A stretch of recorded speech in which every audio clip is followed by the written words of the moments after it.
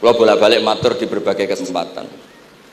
Wow, kekhawatiran Mbah Mus kalau ada orang hanya kembali ke Quran itu memang bahaya sekali. Bayangkan kalau ada orang misalnya hanya mengharamkan al-jam'u bainal ukhtain, karena itu yang disebut Quran wa antasma'u bainal ukhtain.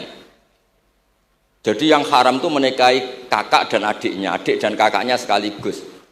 Di situ tidak ada penjelasan perempuan dan budenya, perempuan dan mbahnya. Kemudian zaman Nabi Sugeng hanya ditambahi wala binal mar'ati wa ammatiha, wala binal mar'ati wa kholatiha. Dan tidak boleh menikahi perempuan pas buliknya atau budenya. Nabi sempat melarang. Karena kula sebagai lelaki niku jek masuk lah. Misalnya bojone jenengan umur 17 tahun, bulike umur selawe 17 jek mungkin masuk lah dalam definisi biologis itu masih masuk. Dan Nabi tidak pernah menambahkan wala binal mar'ati wa jaddatiha. Karena kalau istri kita umur 20, banyak mungkin umur 70. Itu kira-kira nggak usah dilarang, ya orang kepikiran. Jadi orang kepikiran ya orang untuk sableng.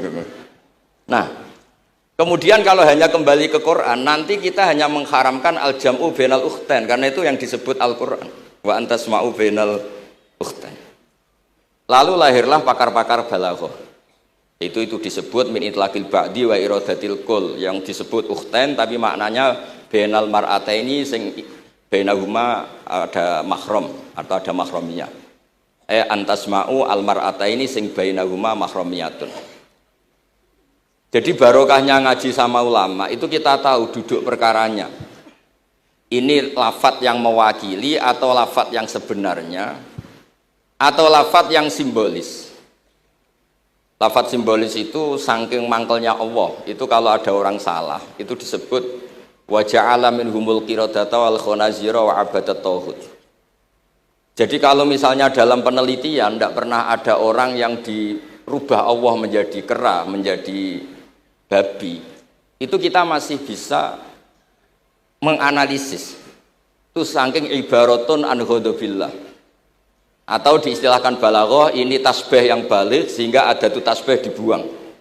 Jadi kalau orang Arab senang seseorang masih bilang Zaidun kal bakhri. Tapi kalau senang banget bilang Zaidun bakhrun. Kalau gantengnya belum ganteng banget masih dibilang Zaidun kal badri. Tapi kalau sudah ganteng banget kayak Rasulullah SAW disebut anta samsun anta badrun. Kaf taswihnya dibuang dan itu ablag lebih balik. Jadi PR kita sebagai ahli Quran ini adik-adik itu tidak selesai. Utamanya ya implementasi keseharian kita sebagai panutan lah, kalau boleh GR sebagai panutan. Kulo niku teng Narukan nggih tiyang jangkar kulo nggih kathah, karena ya saya ada pernah Pak D Pak Ali. Kulo nggih tiap hari nggih teng Tegal nggih, malam pun terencanakan ambek uzlah dadi kulo niki mun matur Gus Afif niki kontrak kulo pun bar kitabe Bali ben diwaca putu-putune kok enak ngongkon wong liya terus. Terus ngengken tiyang ngeten iki ya rodok masalah saja. Jadi kitab bae diwaca putune. Dulu itu biasa. Taqiyuddin As-Subki ngarang kitab disarai putrane. Dulu itu biasa. Imam Haromen ngarang kitab. Ya semuanya bapak ngarang disarai anaknya, anak ngarang disarai cucunya itu biasa dulu. Kalau sekarang enggak, mbahnya ngarang kula kan maca. Putune karek ngrungokno, nak cocok dilem, nak ora dikritik. Terus saya minta ya, tradisi kula niku mboten sombong. Di hallnya bapak itu saya tiap hallnya bapak mesti baca kitab. Mboten nate ngundang sinten-sinten. Perkara ini tiang NU niku ora usah diundang wis teko. Mboten wonten undangan sing teko mun kuwatah. Mbok saking senenge wong alim, mbok saking senenge bingung mboten ngerti, sowe ora diundang teko.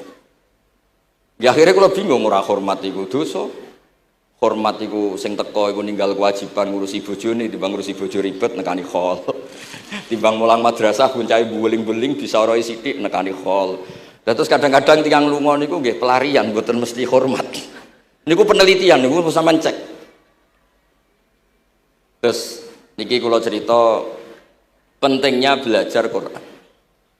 Kemudian tradisi kita termasuk tradisi Bali Mbah Munawir. Kula tahu banyak lah tentang cerita Mbah Munawir karena nggih bapak saya itu hafal Quran, mbah saya hafal Quran dan diantara sanadnya pasti lewat Mbah Munawir. Quran di Indonesia itu kalau nggak lewat Mbah Munawir diantaranya lewat Kiai Said Sampang.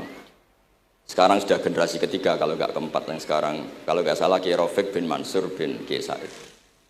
Dan di keluarga kula nggih keluarga Lasem sama keluarga Damaran di Kudus. Dulu itu di antara keagungan Quran itu keahliannya ulama memberi penjelasan. Sebab itu disebut wal kitabil mubin, punya kemampuan mencerahkan. Kalau memberi analogi, kalau kita belajar Ihya, itu hal yang tidak masuk akal itu menjadi masuk akal. Misalnya begini, orang tuh kalau dirasani itu harusnya seneng karena itu app kamu dibuka dan kamu menjadi tahu. Lau akhbaroka mukhbirun bi anna fi jubbatika akroban aw hayatan akun tatashkuruhu. Kalau ada orang memberitahu saya bahwa di baju kamu ada kalajengking atau ada ular berbisa, kira-kira saya matur nuwun apa enggak? Harusnya matur nuwun karena itu bahaya sekali kalau ada di tubuh saya. Harusnya ketika orang itu dikritik dengan kesalahan yang nyata, bukan fitnah, kesalahan yang nyata. Kesalahan Anda itu lebih mudirrah fi dunyaka wa akhiratik. Kesalahan Anda itu bahaya sekali di dunia dan akhirat. Sekarang kamu menjadi tahu karena dikasih tahu. Harusnya matur nuwun sama yang ngasih.